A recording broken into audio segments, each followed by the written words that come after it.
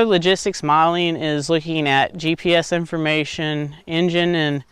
and Baler performance data that AGCO Corporation can record for us, yield information again from the fields that you're cutting, and we're taking all that information and trying to develop models to let producers know,